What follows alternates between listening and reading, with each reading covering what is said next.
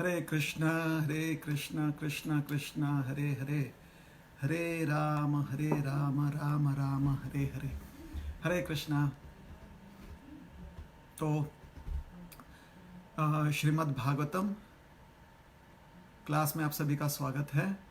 आज हम तीसरे स्कंद के पहले अध्याय से श्लोक क्रमांक 22 और 23 पर चर्चा करेंगे। हरे कृष्णा।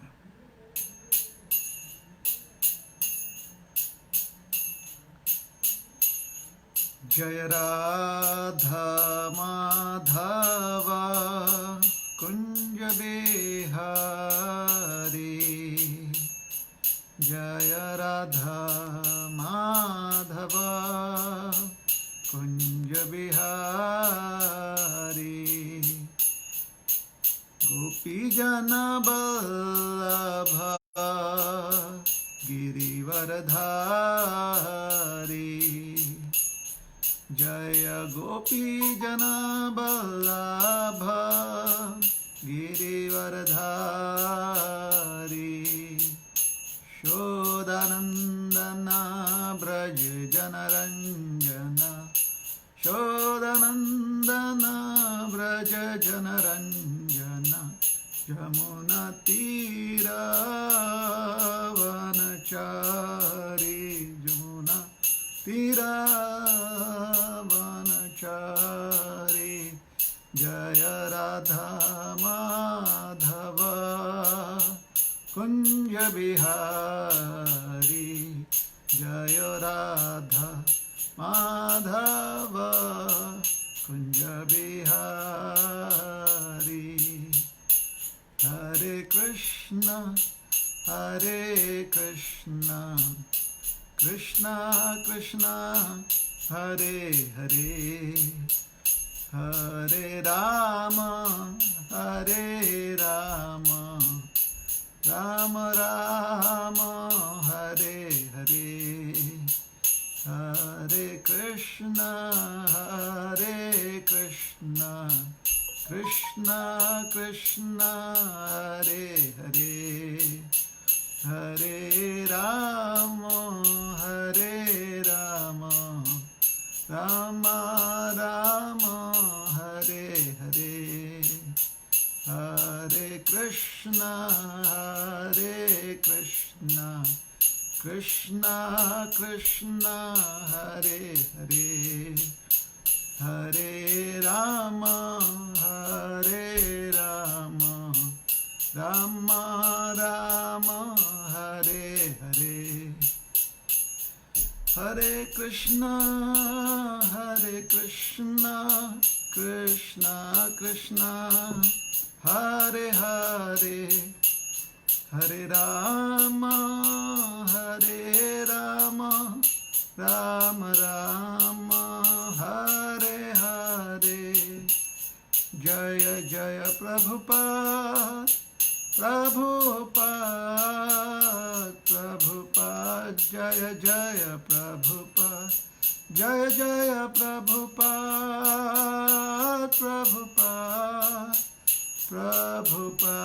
जय जय प्रभुपाद।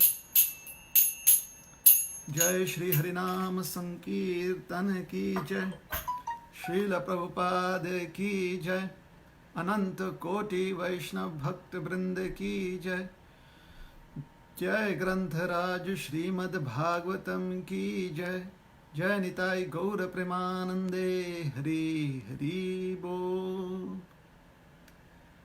ओम नमो भगवते वासुदेवाय, ओम नमो भगवते वासुदेवाय,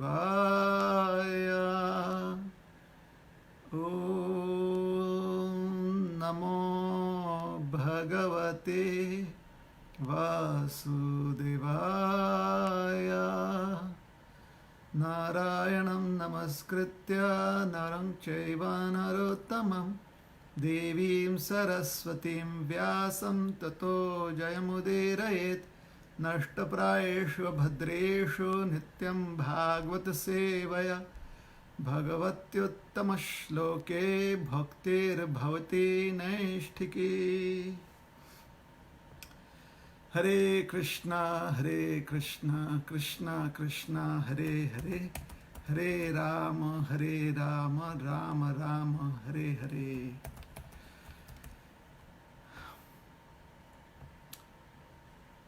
तो हमारे सारे भक्तों का हम स्वागत करना चाहते हैं आज हमारे श्रीमद् भागवत क्लास में।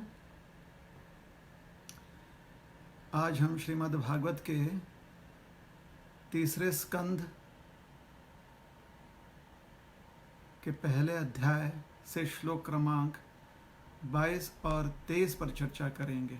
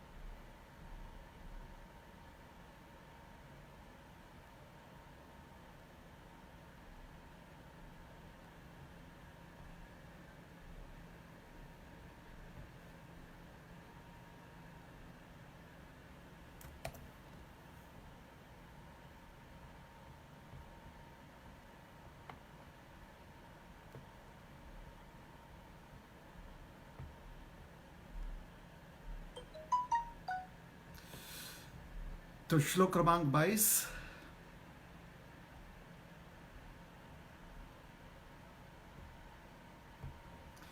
तस्यां त्रितस्योशनसो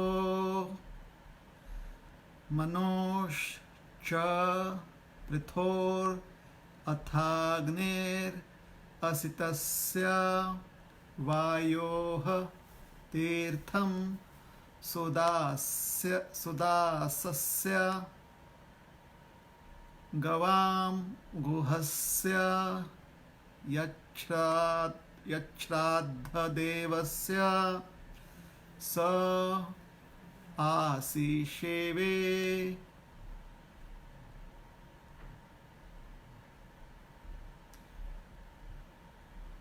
तस्यां त्रितस्योशनसो मनुश्च पृथोरथाग्नेरसितस्य वायोः तीर्थं सुदासस्य गवां गुहस्य यच्छ्राद्धदेवस्य च स आसीषेवे।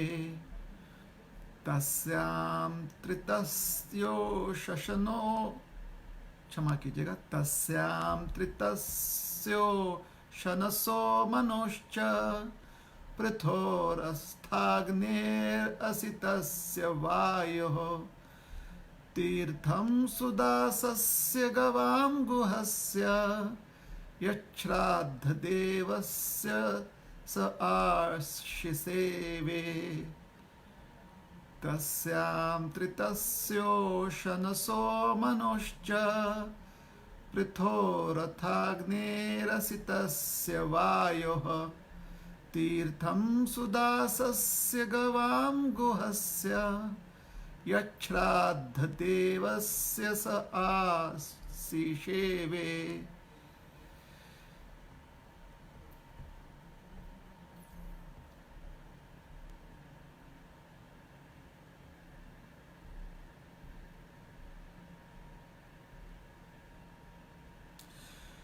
शब्दार्थ इस प्रकार से हैं।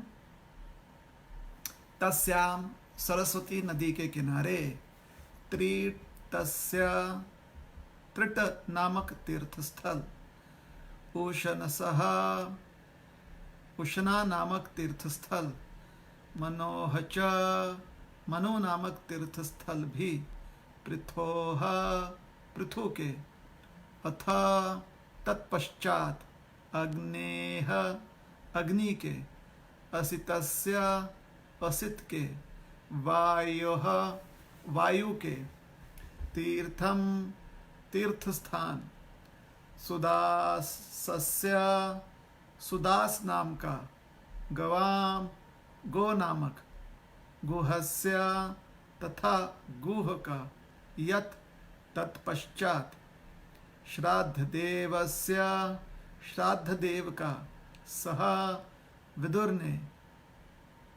आशिषेवे ठीक से देखा और कर्मकांड किया। अनुवाद: सरस्वती नदी के तट पर 11 तीर्थ स्थल थे जिनके नाम हैं त्रिट, उष्णा, मनु, पृथु, अग्नि, असित, वायु, सुदास, गो, गुह तथा श्राद्ध देव।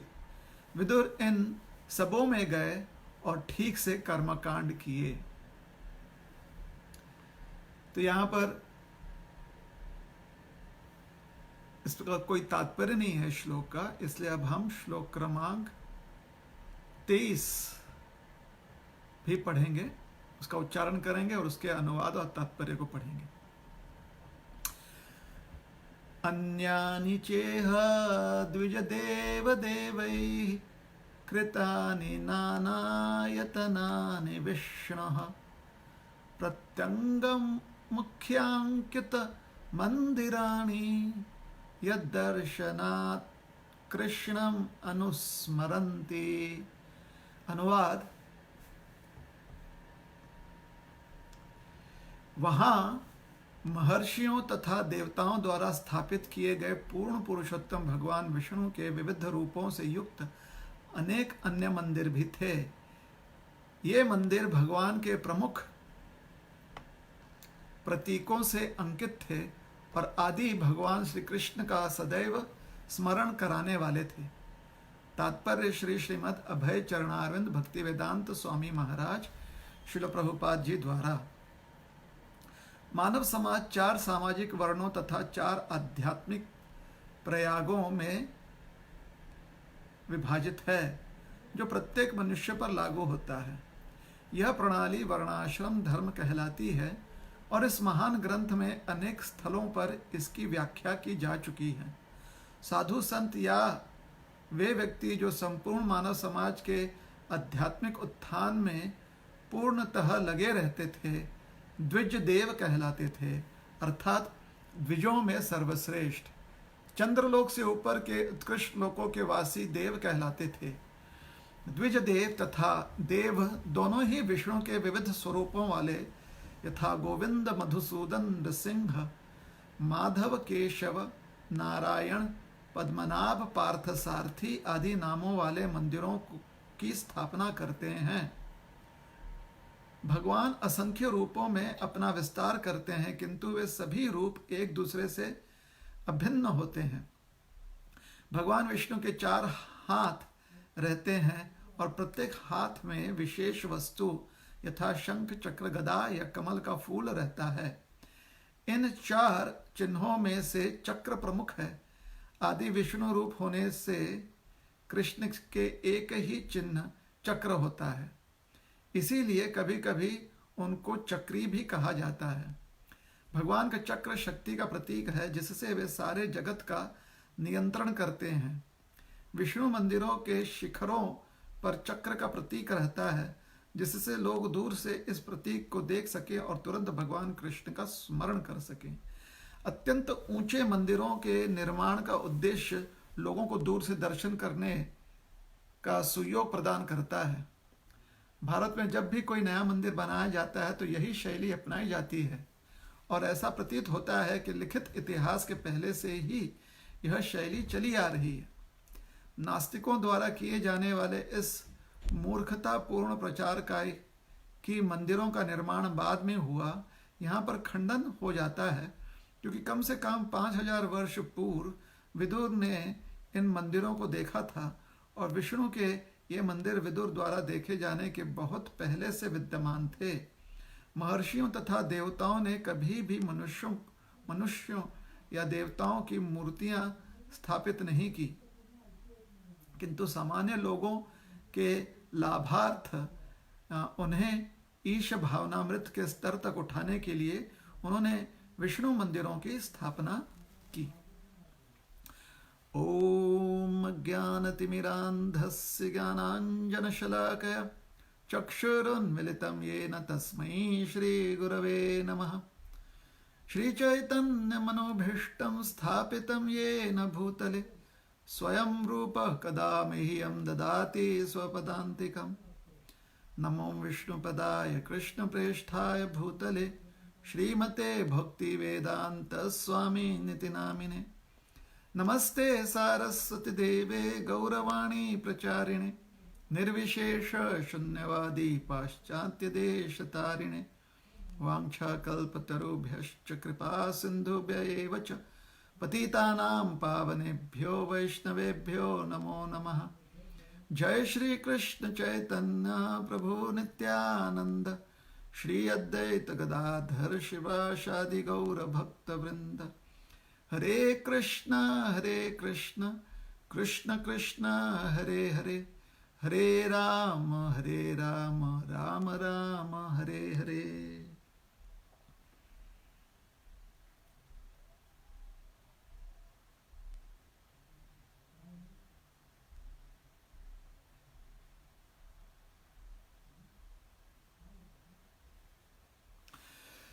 हरे कृष्ण। तो आज विदुर जी सरस्वती नदी के तट पर पहुंचकर नदी के तट पर जो अनेकों प्रामाणिक तीर्थ स्थान हैं उसका दर्शन कर रहे हैं। और ऐसे तीर्थ स्थानों का नाम लिया गया है श्लोक क्रमांक 22 में, और श्लोक क्रमांक 23 में यह समझाया गया है कि विदुर जी वहां पर जो मंदिर हैं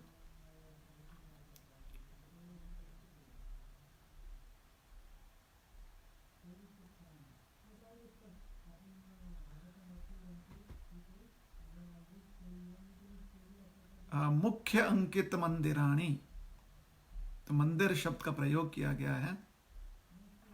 यद दर्शनात् कृष्णम अनुस्मरन्ति, वहां पर भगवान कृष्ण का स्मरण अर्थात जो पूर्ण पुरुषोत्तम भगवान है उनका स्मरण वह करने लगे। तो बहुत प्राचीन काल से भगवान के मंदिरों की स्थापना की जा चुकी है, या बहुत प्राचीन काल से मंदिर स्थापना यह बहुत ही शुभ कार्य माना गया है,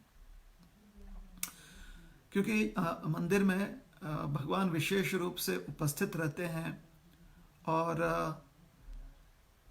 जो भी व्यक्ति भगवान के समक्ष आकर उनके साथ संबंध स्थापित करना चाहता है वो मंदिर में आ सकता है। इसलिए भगवान के मंदिर बहुत विचार करके, या श्रद्धालु भक्त जो हैं शास्त्र निर्देशन में भगवान के लिए मंदिर बनाया करते थे। तो मंदिर बनाने का जो उद्देश्य है वो यह है कि किसी भी क्षेत्र में जहाँ पर भगवान की कोई लीला स्थली हो या कार्यस्थली हो, वहाँ पर जब यात्री दर्शन करने आते हैं तो वहाँ पर भगवान के विग्रह का भी दर्शन कर सकें, और मंदिर में ऐसे एक विशेष मंदिर का जो स्ट्रक्चर होता है, जो मंदिर की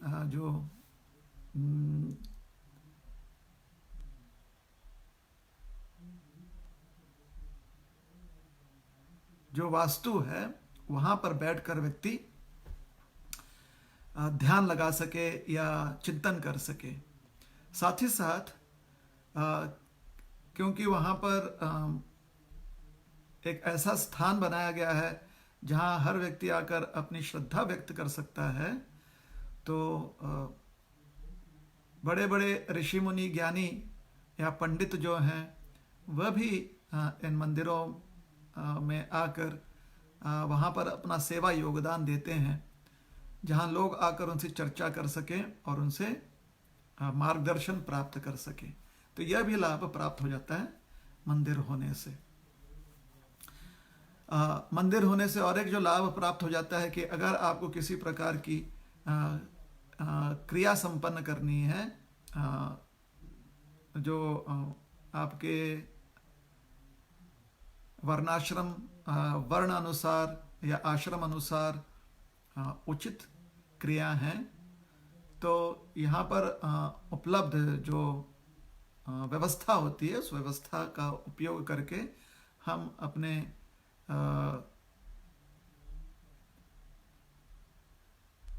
आश्रम के अनुसार, अपने आश्रम जीवन के अनुसार हम अपने कर्तव्य जो है उसका पालन कर सकते हैं। तो अनेक ऐसे कारण हैं जिसके वजह से मंदिर की स्थापना की जाती है। तो मुख्य जो सिद्धांत है मंदिर की स्थापना करने के पीछे, या मुख्य जो उद्देश्य है, वह है कि भगवत चिंतन होना चाहिए। जहाँ पर मंदिर होते हैं, मतलब जहाँ पर दो वास्तु शिल्प आकृति होती है, जो एक वहाँ पर कोई स्ट्रक्चर बना हुआ होता है, अगर वो खाली हो और किंतु वहाँ पर भगवान के प्रति हम अपनी आस्था व्यक्त न कर पाएं, या वहाँ पर हम भगवान का चिंतन न कर पाएं, तो फिर उसका कोई लाभ नहीं है। अगर कोई बिल्डिंग है, कोई स्ट्रक्चर है जहाँ पर भगवत ज्ञान का भगवत ज्ञान संबंधी चर्चा न हो, या भगवत ज्ञान का प्रसार न होता हो, तो फिर वह स्थान जो है उसका कोई लाभ नहीं है। तो लाभ तभी होता है जब हम भगवान का चिंतन कर सकें। वास्तव में जो भी क्रिया व्यक्ति मानव जीवन में करता है, मानव योनि में करता है, उन सब का एक ही लक्ष्य होता है कि किसी प्रकार से हम भगवान का चिंतन कर सकें। और भगवत चिंतन का अर्थ यह होता है कि हम भगवान के साथ प्रेम स्थापित कर सकें, या भगवान की प्रेममयी सेवा कर सकें। तो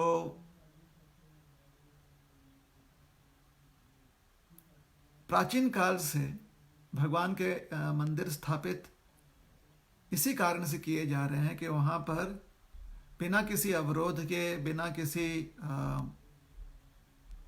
चिंता के, या बिना किसी झिझक के व्यक्ति आकर भगवान का स्मरण कर सकता है, भगवत चिंतन कर सकता है, और वहाँ पर जो गुरुजन होते हैं उनसे चर्चा करते हुए अपने ज्ञान की वृद्धि कर सकता है।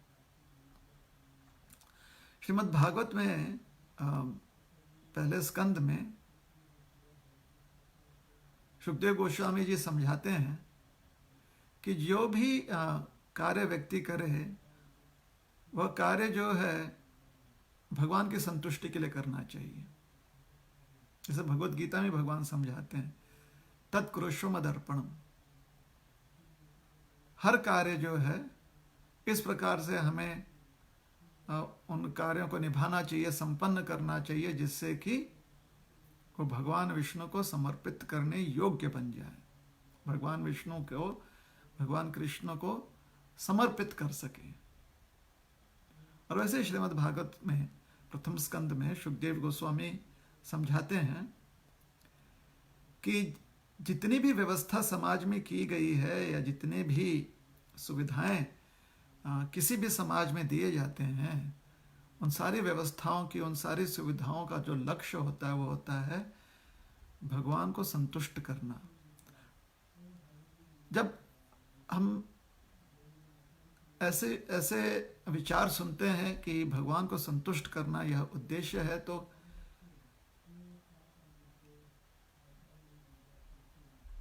कम ज्ञान के कारण या कम बुद्धि के कारण व्यक्ति के मन में प्रश्न उठ सकता है कि भगवान के पास क्या कमी है कि हमसे सेवा प्राप्त करके वो संतुष्ट हो जाते हैं।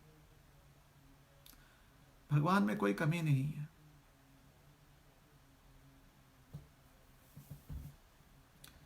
किंतु जब हम भगवान की सेवा करते हैं तो उसमें हमें आनंद प्राप्त होता है।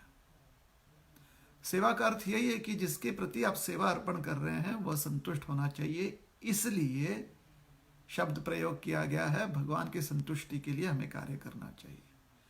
भगवान के संतुष्टि के लिए कार्य करने का अर्थ यह है कि जो सेवक होता है वो स्वामी के संतुष्टि के लिए सेवा करता है। भगवान ऐसे स्वामी हैं कि वो अपने आप में परिपूर्ण है। भगवान आत्मा राम है। और अगर ये बात मान भी लें कि अगर भगवान की किसी चीज की आवश्यकता है तो वेदों में समझाया गया कि भगवान आत्मकाम भी हैं, अर्थात स्वयं ही अपनी सारी इच्छाओं की पूर्ति कर सकते हैं। इतनी क्षमता भगवान में है, इतनी शक्ति भगवान में है। जीव में ऐसी शक्ति नहीं है। उपनिषदों में समझाया गया है नित्यो नित्यानाम चेतनश्चेतनानाम एको बहुनाम यह विदधाति कामान। जीव भी नित्य है, भगवान भी नित्य है। जीव भी चेतनशील है, भगवान भी चेतनशील हैं, किंतु भगवान एक व्यक्ति हैं जो सबकी इच्छा पूर्ति करते हैं। सबकी जो आवश्यकता है भगवान उनकी आवश्यकताओं को पूर्ण करते हैं। एको विदधाति कामान, एको बहुनाम। एक भगवान है जो बहुसंख्य आत्माओं की प्रत्येक आत्मा जो है उनकी जो भी अभिलाषा हो उसे पूर्ण करते हैं, इतनी शक्ति उनमें है। तो यह अंतर है भगवान में और जीव में। तो भगवान को संतुष्ट करने में जीव का लाभ है, भगवान को संतुष्ट करने में हमें फायदा होता है, हमारा लाभ है उसमें। क्योंकि भगवान की जब हम सेवा करते हैं तो उससे हम प्रसन्न हो जाते हैं, भगवान की सेवा करने से। और क्योंकि सेवा कर रहे हैं तो सेवा इस भाव में करना चाहिए कि जिसकी आप सेवा कर रहे हो वह प्रसन्न हो जाए। तो आशा करते हैं कि ये जो तर्क है वो हमें समझ में आ जाएगी कि सेवा करने से हमें लाभ मिलता है और सेवा इस प्रकार करनी चाहिए कि जिसकी हम सेवा कर रहे हैं वो प्रसन्न हो जाए, तभी वो सेवा सेवा कहलाएगी। अतः पुंभेर्द्विज श्रेष्ठ वर्णाश्रम विभागशः सोनुष्ठितस्य धर्मस्य संसिद्धेर्हरितोषणम्। सुखदेव गोस्वामी कहते हैं अतः पुंभेर्द्विज श्रेष्ठ वर्णाश्रम विभागशः, कि समाज में कुछ व्यवस्था जब स्थापित की जाती है और खास करके वेदों में जब सामाजिक व्यवस्थाओं की बात आती है तो उसको नाम दिया गया वर्ण और आश्रम। अंग्रेजी में अगर कहा जाए तो डिविजन्स इन सोसाइटी। हर समाज में अलग अलग लोगों के अलग अलग समाज की आवश्यकता अनुसार अलग अलग लोगों के अलग अलग कर्तव्य होते हैं। और उन कर्तव्यों के अनुसार या उन आवश्यकताओं के अनुसार जो कर्तव्य पालन करते हैं समाज के लोग, तो व्यवस्था बन जाती है समाज में। ऐसी व्यवस्था को अनेकों नाम दे सकते हैं। वैदिक शास्त्रों में जिस शब्द से सामाजिक व्यवस्था को सूचित किया जाता है उसे कहते हैं वर्णाश्रम। तो वर्णाश्रम में हर व्यक्ति जो है अपने अपने कला अनुसार, जो उनकी क्षमताएं हैं उसके अनुसार अपना कर्तव्य पालन करता है और जब हर व्यक्ति अपना कर्तव्य पालन करता है, जिससे समाज की जो भी आवश्यकता है वो पूर्ण हो जाती है, तो फिर समाज जो है वो सशक्त हो जाता है, समाज जो है वह स्टेबल होता है, वहाँ पर शांति होती है उस समाज में। किंतु सामाजिक शांति ही सारे कर्तव्य पालन का लक्ष्य नहीं होता, क्योंकि हर व्यक्ति के पास अपनी बुद्धि होती है। उसकी बुद्धि के अनुसार अगर हर व्यक्ति विचार करने लगे कि नहीं नहीं, समाज का उद्देश्य मेरे हिसाब से ऐसे होना चाहिए, वैसे होना चाहिए, तो फिर मतभेद ज्यादा होने लगेंगे। इसलिए शास्त्र कहते हैं कि हर किसी जीव की एक आवश्यकता जो है वो समान है, और वह है कि प्रत्येक जीव भगवान की सेवा करना चाहता है, जानते हुए या अनजान में। अनजान व्यक्ति भी भगवान की सेवा करना चाहता है, और जो व्यक्ति जानता है वो भगवान की सेवा करना चाहता है। अनजान व्यक्ति क्योंकि उसे समझ में ही नहीं आता कि भगवान कौन है, तो किसी भी चीज को भगवान मानकर उनकी सेवा करता है। और जो व्यक्ति जानते हुए समझते हुए भगवान की सेवा करता है, वो जो समझ जाता है कि भगवान कौन है और भगवान की सेवा करता है। तो अंतर दोनों में यही है कि एक अज्ञान में सेवा करता है और एक ज्ञान में सेवा करता है, लेकिन सेवा तो सब कोई करते हैं भगवान की। तो यह एक विषय जो है वो सब में समान है। ऐसा कारण यही है कि हर जीव भगवान का अंश है, तो स्वाभाविकतः हर जीव जो है भगवान की सेवा करेगा। इसलिए सुखदेव जी गोस्वामी कहते हैं कि हर व्यक्ति को यही प्रयास करना चाहिए, चाहे वो उसका कोई भी वर्ण हो, कोई भी आश्रम हो, चाहे समाज में उसकी कोई भी उपाधि क्यों ना हो, हर व्यक्ति को अपने अपने उपाधि में स्थित रहते हुए जब कार्य करे वो, तो उसका उद्देश्य होना चाहिए संसिद्धिर हरितोषणम। उसका उद्देश्य ये होना चाहिए कि अंततो गत्वा भगवान कृष्ण प्रसन्न हो जाएं। कहने का तात्पर्य यह है कि अगर हर व्यक्ति यह प्रयास करे या ऐसा विचार करे और उस विचार धारणा के अनुसार अपना कर्म करने का प्रयास करे कि जब कर्म हमारा पूर्ण हो जाएगा तो उस समय क्या हम भगवान के पास जाकर आत्मविश्वास से वह कर्म समर्पित कर पाएंगे या नहीं। अगर कर्म समर्पित कर पाएंगे, इसका अर्थ यह है कि हम संतुष्ट हैं और वह सेवा, वह कार्य जो हमने संपन्न किया, वह सेवा जो हमने पूर्ण की है, वो भी उचित तरह मतलब योग्य रूप से की गई है। और अगर भगवान को समर्पण करने में हम झिझक रहे हैं, इसका अर्थ है वह कार्य हमने योग्य रूप से नहीं किया है। जैसे छोटा सा उदाहरण है, अगर क्लास में कोई होमवर्क दिया गया है, जो क्लास टीचर है वो बच्चों को होमवर्क देती है, अगर आप होमवर्क ठीक से कर लो तो दूसरे दिन टीचर को अपना होमवर्क दिखाने में आप उत्सुक रहते हो, और अगर आपने होमवर्क ठीक से नहीं किया है तो उतनी उत्सुकता नहीं रहती है।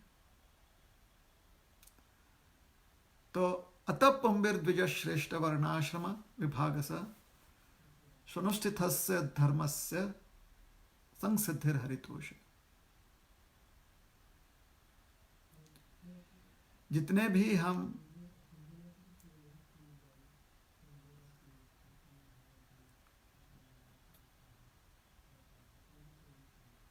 धर्म के अनुसार या धर्म के जो नियम है उसका ध्यान रखते हुए अपना कर्तव्य पालन करते हैं, तो अपने कर्तव्य पालन करने में जो भी कार्य संपन्न होता है वो भगवान को समर्पित करने योग्य होना चाहिए।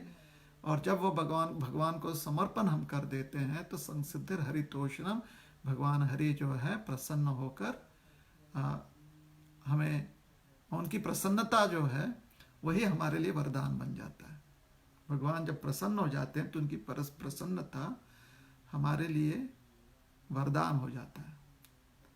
जिस प्रकार से टीचर जब हमारे होमवर्क को देखकर कहती है शाबाश बहुत अच्छा किया,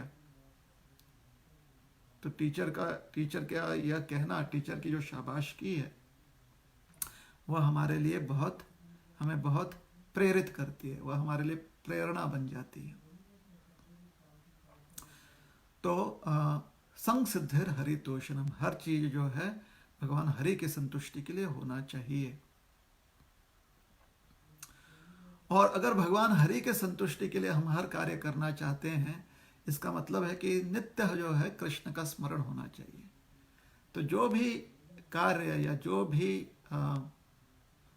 संगति, जो भी अवस्था, जो भी व्यवस्था कृष्ण के स्मरण करने में हमारी मदद करती है, वो सारी व्यवस्थाएं, वो सारी संगत जो है वो अनुकूल है। और जिस भी संगति में या जिस भी व्यवस्था में कृष्ण का स्मरण ना हो सके या कृष्ण का विस्मरण हो जाता है, तो वह हमारे लिए प्रतिकूल है। क्योंकि मानव जीवन का उद्देश्य है अंत में जब शरीर हम त्यागते हैं तो कृष्ण का चिंतन करते हुए हम इस प्रकार से शरीर त्यागे कि पुनर्जन्म ना लेना पड़े, हम इस भव बंधन या भव संसार से मुक्त होकर वैकुंठ प्रस्थान कर जाएं, जहां पर नित्य कृष्ण लीला में हम सेवा कर सकते हैं आनंद पूर्वक। यह मनुष्य जीवन का लक्ष्य है। इसलिए मनुष्य जीवन में हमें उन सारे अनुकूल तत्वों को स्वीकारना चाहिए जिससे कि कृष्ण का स्मरण हो, और जितने भी प्रतिकूल तत्व हैं उसको हमें त्याग देना चाहिए बिना किसी दुख के। बिना दुख हुए हमें वो सारे प्रतिकूल तत्व त्याग देने चाहिए। तो अनुकूलस्य संकल्पो प्रतिकूलस्य वर्जनम। अगर जीवन में कोई संकल्प लेना है तो यह संकल्प सबसे योग्य संकल्प है कि जो कुछ अनुकूल है कृष्ण का स्मरण करने में, उसे हमें स्वीकारना चाहिए। इस प्रकार का कोई संकल्प ले लें। अब पता नहीं, व्यक्ति अलग अलग प्रकार के संकल्प लेते हैं कि जब तक होमवर्क नहीं हो जाएगा तब तक हम खाना नहीं खाएंगे, जब तक शादी नहीं हो जाएगी तब तक हम शर्ट नहीं पहनेंगे। मजाक में कह रहे हैं। मतलब इस प्रकार से लोग पता नहीं क्या क्या संकल्प ले लेते हैं अपने जीवन में। तो ये छोटी मोटी संकल्प लेने में अगर आपको आप उत्साही हो रहे हो तो ठीक है। जीवन में थोड़ा बहुत वैरायटी तो होना ही चाहिए। किंतु सबसे योग्य जो संकल्प है वह हर व्यक्ति ने अपने जीवन में अपनाना चाहिए। वह क्या है? अनुकूलस्य संकल्पो। जो भी भगवान के स्मरण करने में अनुकूल हो उसे हमने अपनाना चाहिए। प्रतिकूलस्य वर्जनम। और जो भी प्रतिकूल हो उससे बिना दुख के, बिना कोई कष्ट हुए हमें उसे तुरंत त्याग देना चाहिए, क्योंकि प्रतिकूल है। कभी कभी हमें पता नहीं चलता है कि कोई वस्तु हमारे लिए प्रतिकूल है और हम उससे आसक्त हो जाते हैं, लेकिन जब पता चल जाता है कि प्रतिकूल है तो तुरंत उस आसक्ति को त्याग देनी चाहिए। क्यों? प्रतिकूलस्य वर्जनम। क्योंकि यह योग्य कार्य है। मनुष्य जीवन में इस प्रकार से व्यक्ति ने व्यवहार करना चाहिए। जो योग्य है उसे स्वीकारना चाहिए, जो अयोग्य है उसे त्याग देना चाहिए। एक बार एक गुरु परमार्थ अपने 4 शिष्यों के साथ भ्रमण कर रहे थे। ऐसे बहुत सारी जो हैं नीति युक्त लोक कथाएं हैं। एक कथा ऐसी आती गुरु परमार्थ की। उनके शिष्य जो हैं बड़े कर्मकांडी शिष्य थे। मतलब जो कुछ उन्हें समझाया गया है उतना ही करते थे, जो नहीं समझ में आई बात है या जो नहीं समझाया गया, जो नहीं बताया गया है, उसके बारे में थोड़ा भी विचार नहीं करते थे।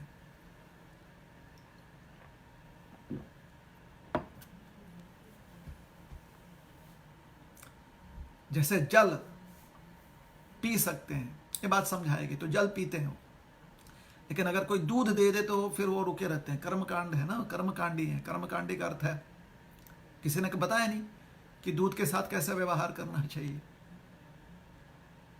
तो फिर जब उन्हें पता चलता है कि दूध भी पी सकते हैं, तो उनकी इस दुविधा को समझते हुए कोई ज्ञानी व्यक्ति कहता है, देखो जो भी तरल पदार्थ है उसे पी सकते हो।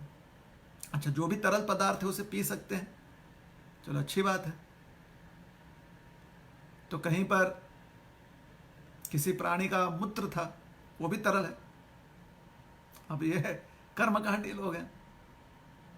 बताया गया कोई भी तरल पदार्थ पी सकते हैं, तो उसे पकड़कर पीने जा रहे हैं, तब रोका जाता है उनको, मत पीजिए भाई, मूत्र नहीं पिया जाता है। अच्छा, मूत्र नहीं पिया जाता है। फिर कहीं और जाते हैं तो वहां पर देखते हैं गौमूत्र, गौ माता मूत्र त्याग रही हैं, वहां पर लोग उसे ग्रहण कर रहे हैं, तो उन लोगों को देखकर तुरंत उन्हें डांटने लगते हैं, मूत्र नहीं पीना चाहिए। तब ज्ञानी पुरुष आके कहते हैं, नहीं नहीं, यह मूत्र जो है गौमूत्र आप ग्रहण कर सकते हैं। तो पूरी तरह से फिर वो जो है परेशान हो जाते हैं, अरे भाई क्या है, कभी आप कहते हो तरल पी सकते हैं, जब तरल जो मूत्र है फिर कहते हैं नहीं ये तरल नहीं पी सकते, फिर जो गौमूत्र है कहते हैं नहीं ये गौमूत्र यह मूत्र पी सकते हैं। तो ऐसे व्यक्ति जो हैं वो बस लिखते जाते हैं कि ये कर सकते हैं, नहीं कर सकते, ये कर सकते। उनकी इतनी बड़ी नियमावली हो जाती है, फिर भी बुद्धि से, तर्क से वो ये नहीं समझ पाते कि योग्य क्या है, अयोग्य क्या है। तो ऐसे ही गुरु परमार्थ के 4 शिष्य हुए थे। गुरु परमार्थ गांव-गांव भ्रमण करते थे और वहां पर हर गांव पहुंचकर वहां पर प्रचार प्रसार करते थे। शिष्य जो है जवान थे और साधक का जीवन जो है व्यतीत कर रहे थे, भिक्षुक थे। तो गुरु परमार्थ के पास एक घोड़ी थी। गुरुजी वृद्ध होने के कारण कभी कभी घोड़ी पर बैठकर थोड़ा आराम से यात्रा किया करते थे। और उनके जो भी ग्रंथ, पुस्तक इत्यादि होते थे, वो एक पोटली में बांधकर गुरु परमार्थ अपने साथ लिए जाते थे।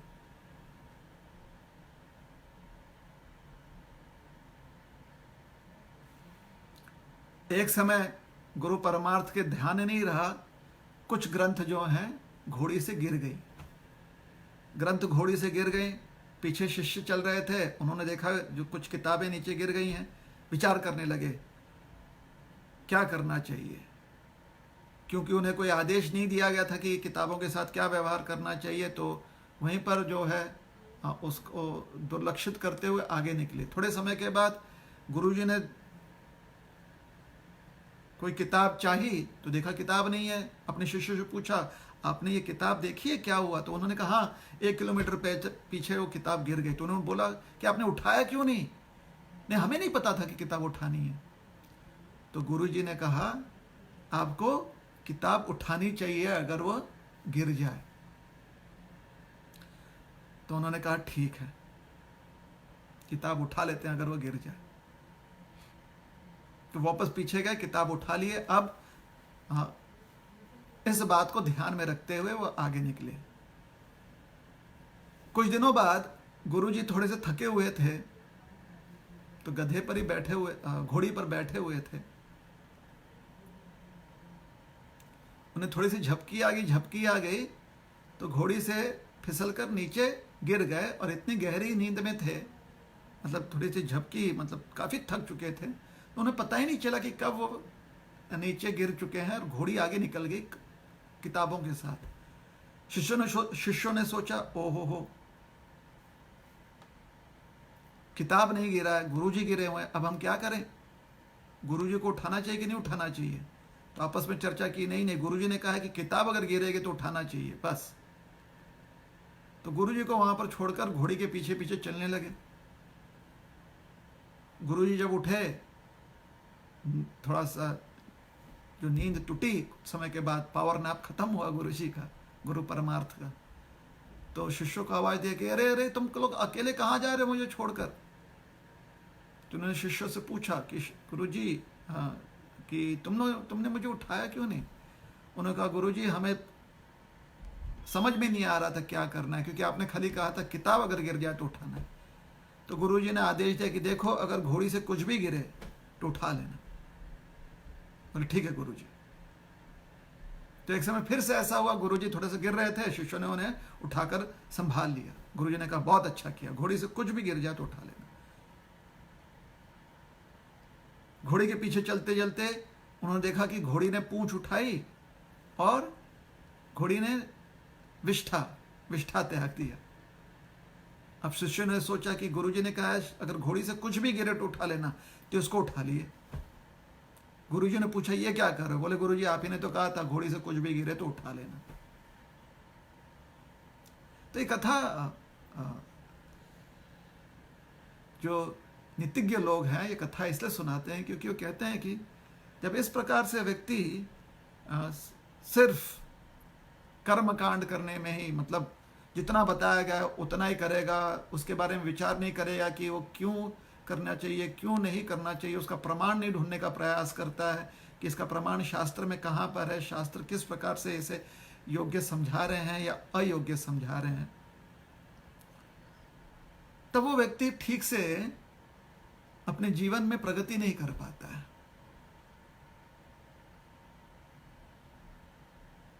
क्योंकि फिर वो खाली रिचुअल्स, जो तौर तरीके हैं, उसमें ही पूरी तरह से वो कुंत जाता है, उसमें ही पूरी तरह से वह व्यस्त हो जाता है, उद्देश्य भूल जाता है। इसलिए हमें भी अपने साधना में उद्देश्य हमेशा ध्यान में रखना चाहिए।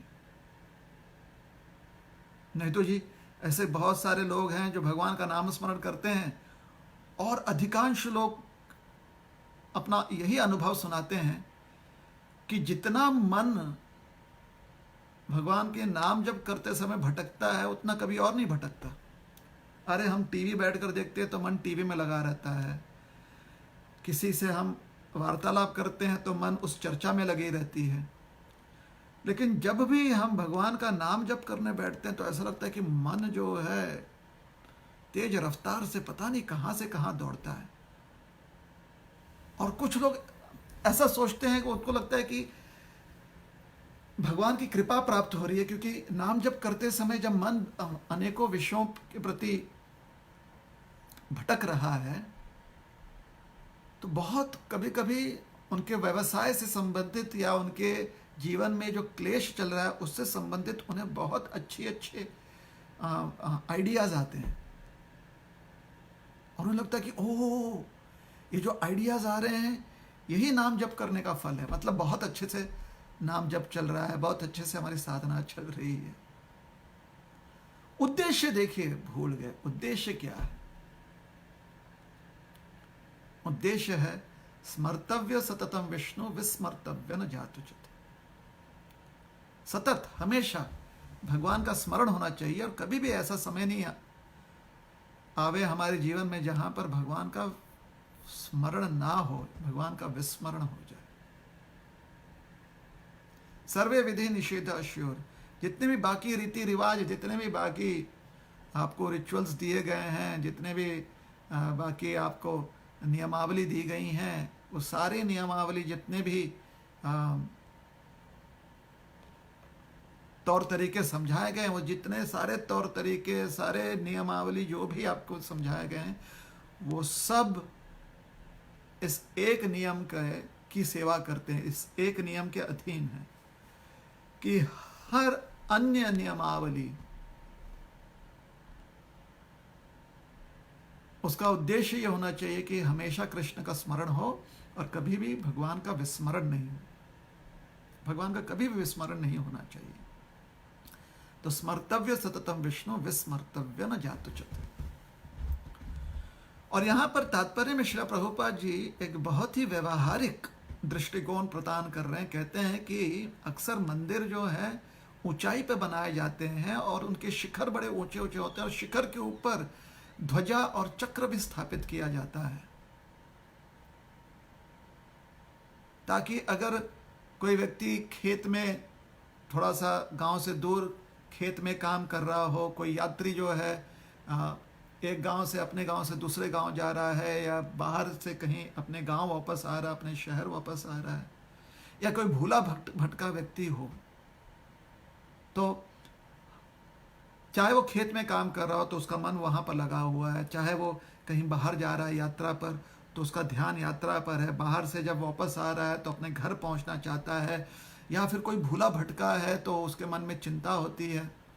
तो हर अवस्था में जब व्यक्ति एक बार अपनी दृष्टि ऊपर उठाता है तो कहीं पर भी हो, कोई भी उसके जीवन उस समय उसके जीवन का कोई भी अन्य कारण क्यों ना हो, कोई भी अन्य उद्देश्य क्यों ना हो, उसे तुरंत भगवान का शिखर, भगवान के मंदिर का शिखर अगर दिख जाए, भगवान के मंदिर के शिखर पर अगर चक्र दिख जाए, तो उसी समय उसी क्षण उसे जीवन का उद्देश्य स्पष्ट समझ में आता है। संसिद्धिर हरितोषणम।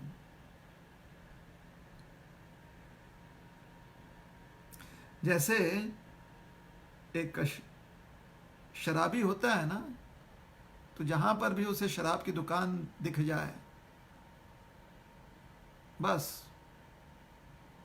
वो उसे वही दुकान दिखाई पड़ती और कुछ नहीं।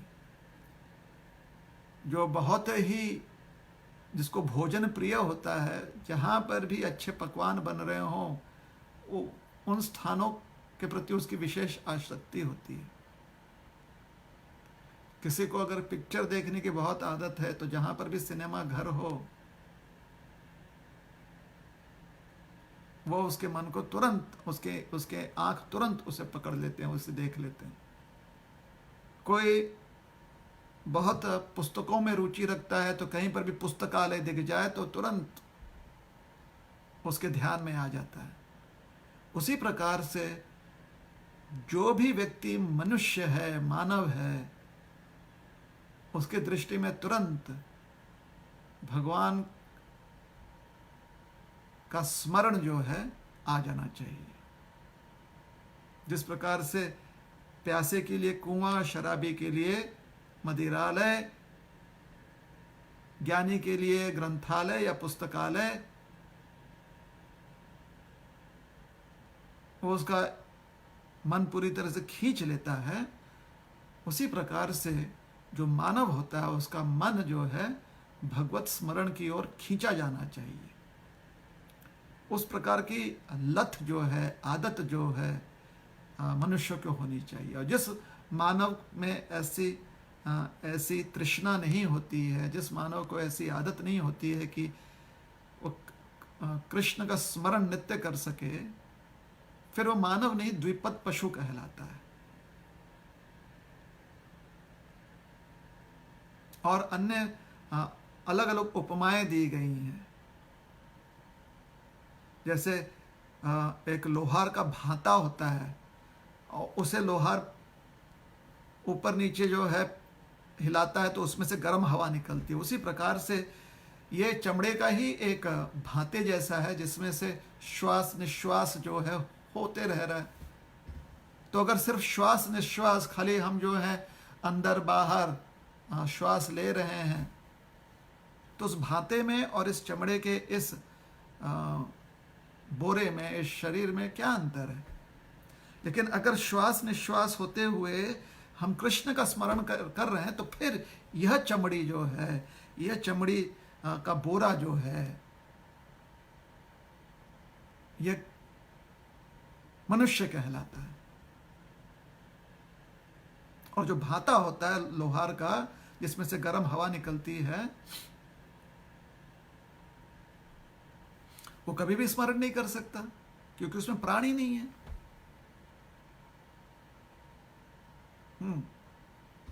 ये तो लोहार जो है वह, उसे ज्ञान है कि कैसे उसमें से सही प्रकार की जो है तप्त वायु, सही प्रकार की तप्त वायु प्रकट करिए, तो लोहार की बुद्धि होती है।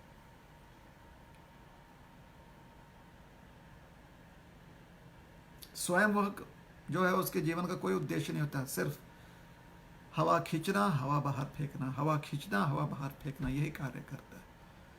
तो मनुष्य को स्वाभाविकतः कृष्ण का स्मरण होना चाहिए, तभी वह मनुष्य कहलाता है। अन्यथा सिर्फ मानव योनि प्राप्त हुई है, उसे मनुष्य नहीं कहलाएगा, वह द्विपद पशु कहलाएगा।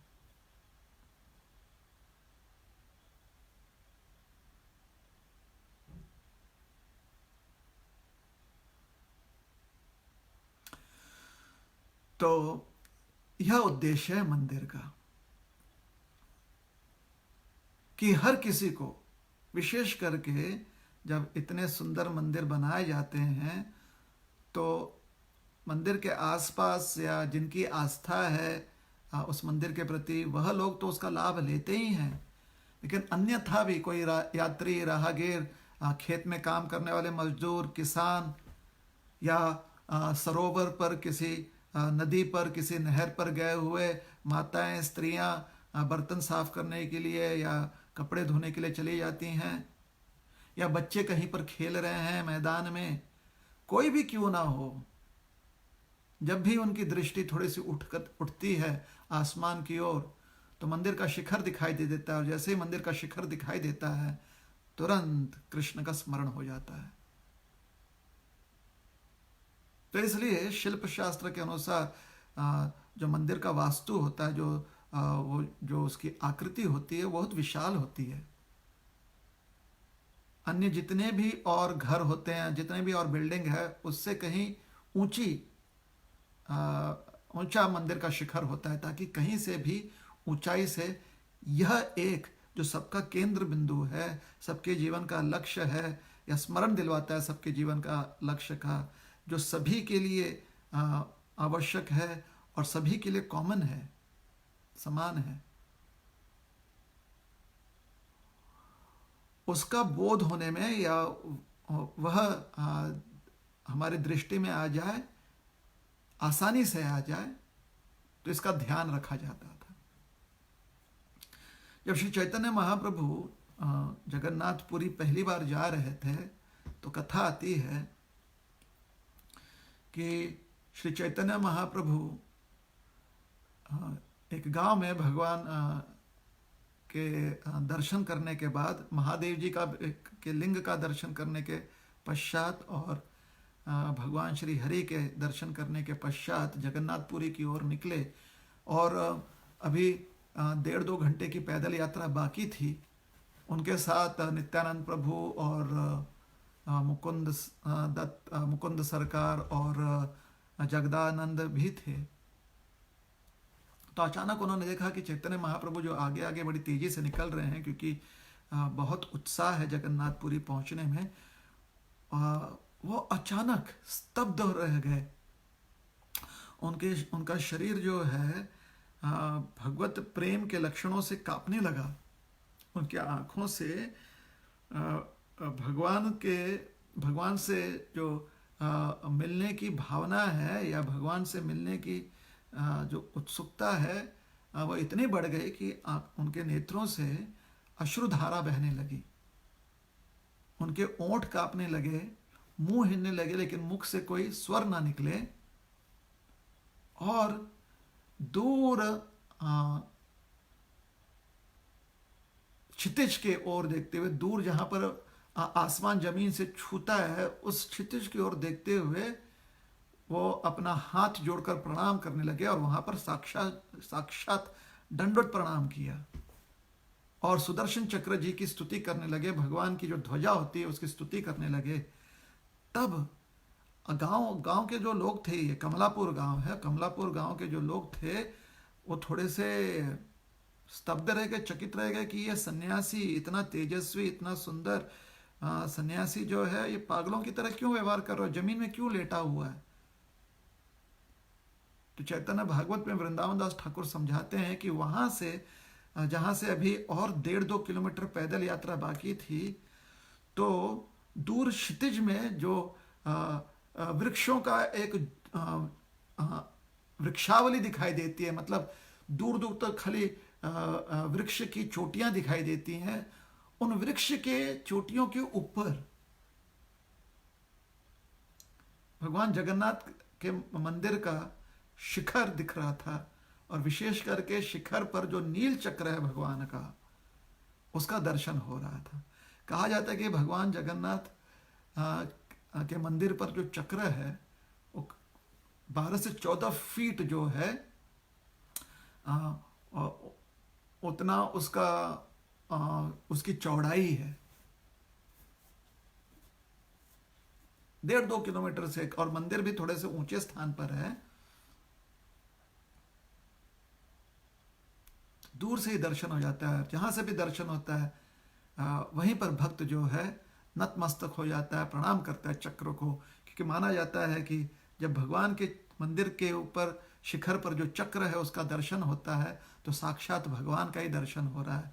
ऐसी मान्यता है। शास्त्र के ही कुछ स्तुतियां ऐसी हैं, शास्त्र में दी गई स्तुतियां ऐसी हैं कि भगवान के मंदिर पर, मंदिर के शिखर पर जो चक्र होता है वास्तव में वह सुदर्शन चक्र कहलाता है। अर्थात उसके दर्शन से व्यक्ति जो है भगवान के स्वरूप का दर्शन कर सकता है। और चैतन्य महाप्रभु ने जब उस चक्र का दर्शन किया, वृंदावन दास ठाकुर लिखते हैं कि चैतन्य महाप्रभु ने वहाँ पर भगवान जो श्याम वर्ण के अपने सुंदर त्रिभंग रूप में सबको मनमोहित कर देते हैं, वैसे स्वरूप धारण किए हुए दर्शन दे रहे थे श्री चैतन्य महाप्रभु को। और उनके हाथों में उनकी बांसुरी भी थी। तो चक्र का दर्शन करते हुए चैतन्य महाप्रभु को भगवान के स्वरूप का इस प्रकार से साक्षात्कार हुआ और चैतन्य महाप्रभु ने वहां पर प्रणाम कर दिया चक्र को। भगवान के मंदिर और मंदिर की ऊंचाई, उस पर चक्र ध्वजा के और बहुत सारी कथाएं हैं। ऐसा माना जाता है कि समय समय पर कुछ ऐसे प्राचीन मंदिर हैं कुछ, और प्रभुपाद जी समझाते हैं कि विदुर जी जब भ्रमण करते उस समय भी मंदिर थे। अरे जगन्नाथपुरी का मंदिर तो ऐसी मान्यता है कि सतयुग में ब्रह्मा जी आए थे मंदिर का उद्घाटन करने के लिए और उसमें जगन्नाथ जी की स्थापना करने के लिए। और वो भी इस कल्प का सतयुग नहीं है, पिछले कल्प का सतयुग है। ब्रह्मा जी उस समय आए थे और साक्षात विश्वकर्मा जी ने आकर भगवान के मूर्ति को जो है विग्रह स्वरूप दिया था। भगवान का जो स्वरूप है उसे विश्वकर्मा जी ने स्वरूप दिया था। और जो मंदिर है वो महाराज इंद्रद्युम्न ने बहुत प्रयास करके उस मंदिर को बनाया था।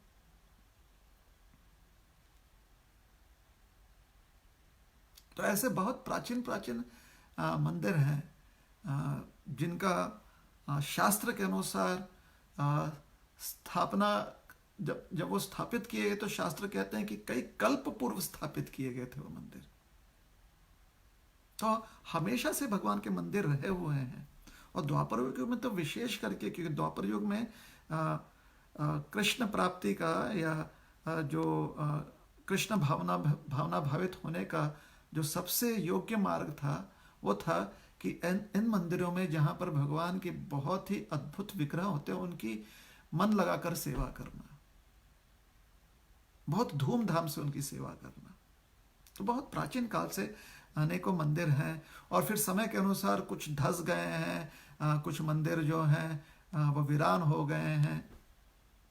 कई मंदिर तो ऐसे हैं जो स्वयं भगवान ने आकर कहा कि मेरे लिए मंदिर बनाओ। कई मंदिर ऐसे हैं जहां पर भगवान से आग्रह की गई कि अगर आप हम पर कृपा करेंगे, अगर आप जो हैं हमारी सेवा स्वीकारने के लिए यहाँ पर प्रकट हो जाएंगे तो आपके लिए मंदिर बनाएंगे। जैसे प्रभुपाद जी ने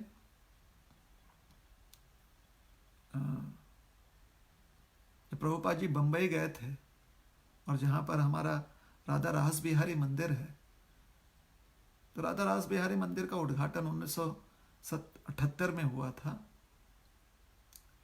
संक्रांत को। प्रभुपाद जी 1977 में समाधि ले चुके थे नवंबर में, और जनवरी में मंदिर का उद्घाटन हुआ। लेकिन उसके पहले वहाँ पर राधा रास बिहारी जी को शिला प्रभुपाद जी ने स्थापित कर दिया था। तो पहले वहाँ पर सिर्फ मतलब बम्बई है, तो बम्बई में कुछ इलाके ऐसे हैं जहाँ पर दलदल रहता है, थोड़ा सा दलदली क्षेत्र है, बहुत सारे वहाँ पर कीड़े मकोड़े, सांप, बिच्छू, मच्छर इत्यादि, क्योंकि दलदली क्षेत्र है ना। तो ऐसा एक दलदली क्षेत्र था, लेकिन वो प्रभुपाद जी को लगा कि बहुत योग्य है। तो वहाँ पर प्रभुपाद जी ने प्रार्थना की भगवान से, क्योंकि भगवान का विग्रह आ चुके थे वहाँ पर। उन्होंने प्रार्थना की, उन्हें भगवान ने नामकरण भी किया उन विग्रहों का, राधा रास बिहारी। उन्होंने राधा रास बिहारी जी से प्रार्थना की कि आप यहीं पर स्थित रहें। अगर हमारा निवेदन है कि आप यहाँ स्थान ग्रहण कर लें, आप यहाँ पर अगर स्थान ग्रहण करेंगे तो हम आपको वचन देते हैं कि आपके लिए एक अद्भुत मंदिर यहाँ पर निर्माण करेंगे। और आज मुंबई दर्शन, मुंबई का एक जो जनमान्य स्थान है, टूरिस्ट स्पॉट, मतलब मुंबई के बारे में अगर कोई जानता है तो यह एक मुंबई की विशेषता लोग जानते हैं, वह है इस्कॉन मंदिर जो जुहू में है, राधा रास बिहारी मंदिर। तो प्रभुपाद जी ने प्रार्थना की भगवान से कि आप यहाँ पर रहिए, और एक अद्भुत मंदिर जो है उसका निर्माण हो गया। आज तक 1978 में मंदिर का उद्घाटन हुआ था, और आज 2020 में भी भारत भर में अगर कोई मुंबई दर्शन करने आता है तो राधा रास बिहारी मंदिर का दर्शन जरूर करता है। अद्भुत मंदिर। कई बार तो स्वयं भगवान ने कहा, स्पष्ट नहीं कहा कि मंदिर बनाओ, भगवान ने कहा कि मेरी सेवा पूजा स्थापित करो। माधवेंद्र पुरी से भगवान ने कहा कि बहुत वर्षों से यहां पर जमीन में गड़ा हुआ हूं, मुझे बाहर निकालो और गोवर्धन जी पर मुझे स्थापित करो, वहां पर मेरी सेवा पूजा स्थापित करो। तो 4 बंबू लगाकर और ऊपर छोटा सा कपड़े का छत रखकर वहां पर गोपाल जी की स्थापना की गई, और धीरे धीरे गोपाल जी का वहां पर सुंदर मंदिर बन गया।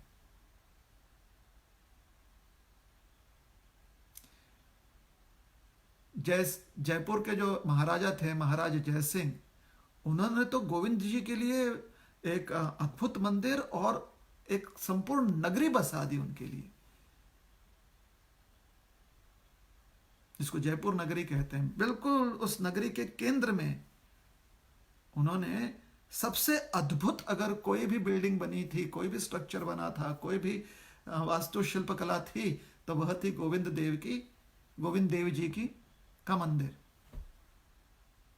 आज भी जाने पर पता चलता है कि कितना अद्भुत है, और उस समय तो कितना अद्भुत दिखता होगा। और उसे केंद्र रखते हुए पूरी तरह से अच्छे सिटी प्लानिंग करते हुए, केंद्र में भगवान का मंदिर है, मतलब ब्रह्मस्थान में भगवान का मंदिर है, और चारों तरफ से फिर लोगों के लिए घर या फिर दुकानें, ये सब स्थापित किए गए।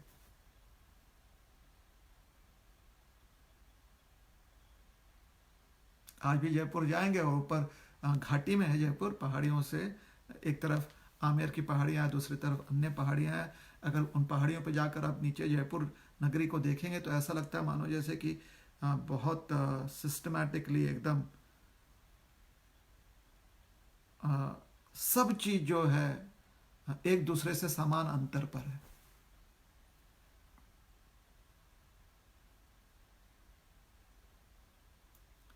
चैतन्य महाप्रभु से जब हरिदास ठाकुर मिलने आए जगन्नाथपुरी में, तो ठाकुर हरिदास जी जगन्नाथ मंदिर में प्रविष्ट नहीं होना चाहते थे। हालांकि उन्हें कोई रोकता नहीं, क्योंकि किसी को पता ही नहीं था कि ठाकुर हरिदास कौन है। लेकिन हरिदास ठाकुर जी स्वयं को ही अयोग्य मानते हुए मंदिर में प्रविष्ट नहीं होते थे।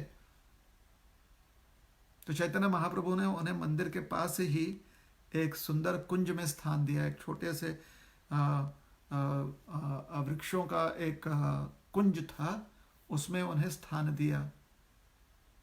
यहाँ पर एक बकुल वृक्ष की छत्र छाया में बैठकर वो भजन किया करते थे, और उस वृक्ष के नीचे बैठकर हरिदास ठाकुर जगन्नाथ मंदिर के शिखर पर जो चक्र है, नील चक्र है, उसका दर्शन कर सकते थे।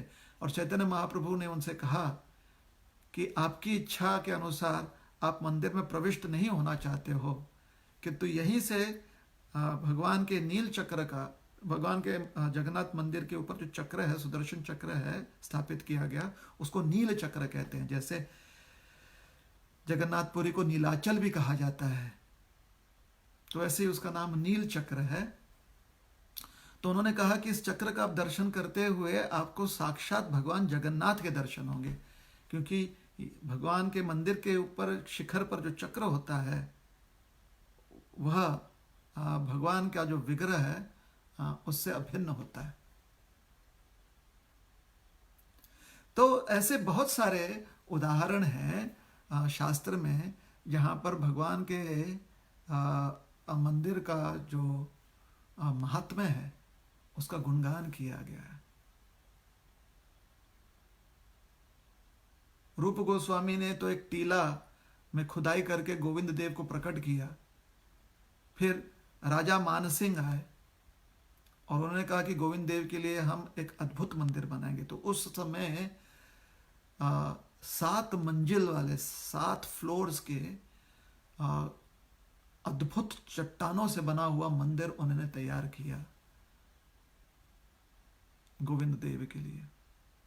मतलब कई किलोमीटर दूर से मंदिर का शिखर दिखाई पड़ता था।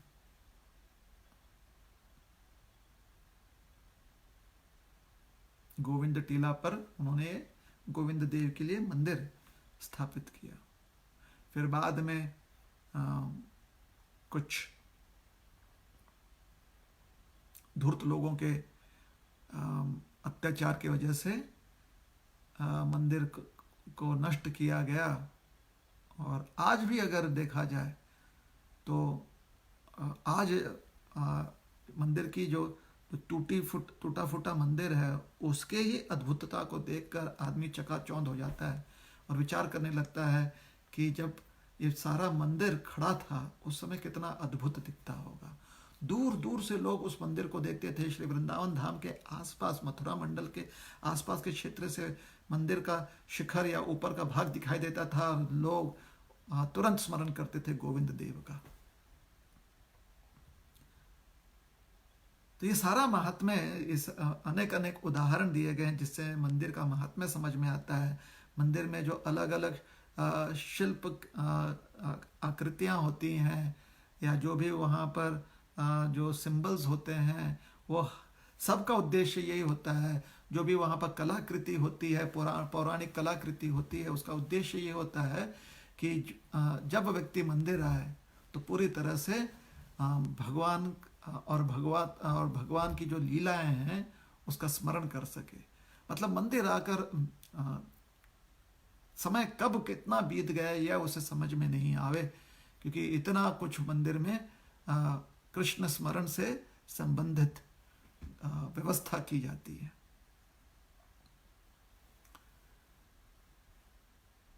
तो यही है, यही लाभ विदुर जी भी प्राप्त कर रहे हैं जब वह सरस्वती नदी के तट पर पहुंचे और वहां पर मंदिरों में जाकर भगवान कृष्ण का दर्शन किया।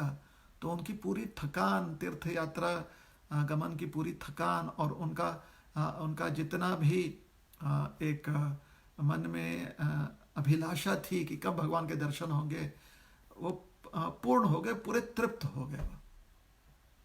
मानो जैसे कि अपने आश्रय स्थान को प्राप्त कर गए हों, भगवान के चरण कमलों को प्राप्त कर गए हों, ऐसा प्रतीत हुआ। तो यही चाहे वो भगवान के अर्च विग्रह सेवा हो, चाहे वह कथा श्रवण हो, चाहे वह ग्रंथ अध्ययन या वाचन हो, सबका उद्देश्य यही है। स्मर्तव्य सततम विष्णु विस्मर्तव्य न जातुचित सर्वे विधि निषेधाश्योर एकयोर एव किंकर। हमेशा कृष्ण का स्मरण होते रहे और कभी भी भगवान कृष्ण का विस्मरण ना हो। हरे कृष्ण कृष्ण कृष्ण हरे हरे, हरे राम राम राम हरे हरे। हरे कृष्ण। तो यहाँ पर हम समाप्त करते हैं। अगर आपके मन में कोई भी प्रश्न है या किसी और चीज को आप और किसी जो भी हमने चर्चा की उसमें से कोई ऐसा विषय है जिसको आप और विस्तार से समझना चाहते हो, तो कृपया करके आप अपने प्रश्न जो है कमेंट सेक्शन में डाल दें। हमारे एक भक्त हैं जो ध्यान रख रहे हैं कि कमेंट सेक्शन पर ध्यान रख रहे हैं, और जैसे ही आपका कोई प्रश्न वहां पर दिखेगा वह हम तक वो प्रश्न पहुंचा देंगे और फिर उस प्रश्न का उत्तर देने का प्रयास करेंगे हम। तो अभी तक तो कोई प्रश्न नहीं आया है, तो 3 बार हम हरे कृष्ण महामंत्र का उच्चारण करेंगे। तब तक कोई प्रश्न भेजना चाहता है तो तुरंत भेज दे। हरे कृष्ण कृष्ण कृष्ण हरे हरे, हरे राम राम राम हरे हरे, हरे कृष्ण कृष्ण कृष्ण हरे हरे, हरे राम राम राम हरे हरे, हरे कृष्ण कृष्ण कृष्ण हरे हरे, हरे राम राम राम हरे हरे। हरे कृष्ण।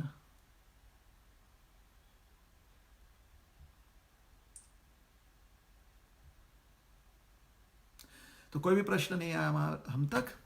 यहाँ पर हम समाप्त करते हैं। आपसे फिर कल मिलेंगे श्रीमद् भागवत क्लास में, जब हम श्लोक क्रमांक 24 पर चर्चा करेंगे ठीक 10 बजे। और सवेरे शाम जो है दूरदर्शन पर श्री रामायण जी टेलीकास्ट हो रहे हैं, समय निकालकर उसका भी आनंद लीजिए। अपने आप को स्वस्थ रखें, अपने आप को सुरक्षित रखें, घर में ही रहें। 14 अप्रैल तक की बात है, मुश्किल से 12 दिन और हैं। स्वस्थ रहिए, बिना किसी आवश्यक कारण के घर से बाहर मत निकलिए, घर में ही सेवा कीजिए, साफ सफाई रखें, बड़े बुजुर्गों की सेवा करें, हाथ धोते रहें, ठीक से अच्छे से स्वस्थ भोजन ग्रहण करें, अपना इम्यूनिटी बनाकर रखें। और अपनी स्पिरिचुअल इम्यूनिटी को बनाने के लिए नाम जप करें, अधिक नाम जप करें, शास्त्र अध्ययन करें, कीर्तन करें, भजन करें।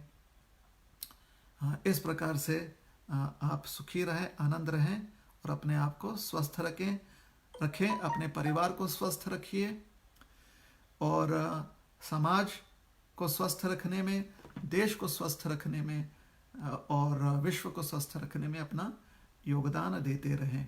सरकार के नियमों का पालन करें।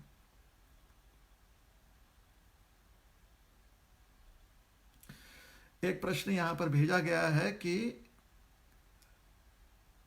भगवान की विग्रह सेवा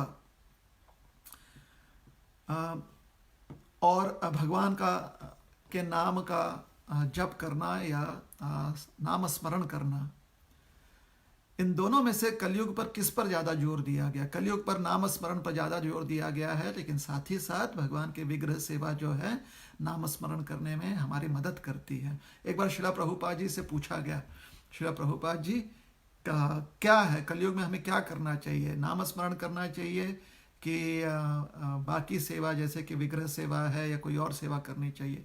प्रभुपाद जी ने कहा हमें नाम स्मरण करना चाहिए, क्योंकि हम ठीक से नाम स्मरण नहीं कर पाते हैं, इसलिए बाकी सेवाओं को करना आवश्यक है। इसलिए विग्रह सेवा कीजिए। और क्योंकि कलयुग है तो द्वापर युग में जिस प्रकार से विग्रह सेवा होती थी या मंदिर में सेवा अर्पण की जाती थी, कलयुग में उस प्रकार के उसका 1% भी हम कर नहीं पाएंगे, उतनी क्षमता है नहीं हमें। तो चिंता मत कीजिए, विग्रह सेवा करने में हमारा ज़्यादा समय कभी नहीं जाएगा। इसलिए किंतु क्योंकि नाम स्मरण करने में हम पूरा समय नहीं लगा सकते, इसलिए अन्य सेवाएं भी हमें दी गई हैं, जैसे कि शास्त्र अध्ययन करना या मंदिर मार्जन करना या फिर भगवान के लिए जो पुष्प वाटिका है, बगीचा है, उसका ध्यान रखना, प्रचार प्रसार करना, ये सब जो है इन सेवाओं में हमें अपना योगदान देना चाहिए, क्योंकि इन सेवाओं में जब योगदान देंगे तो फिर जितना समय नामस्मरण में लगाएंगे वो ध्यानपूर्वक लगा सकते हैं। तो कलयुग में एक नाम ही सहारा है, और इसलिए हमें भगवान के नाम का आश्रय लेना चाहिए।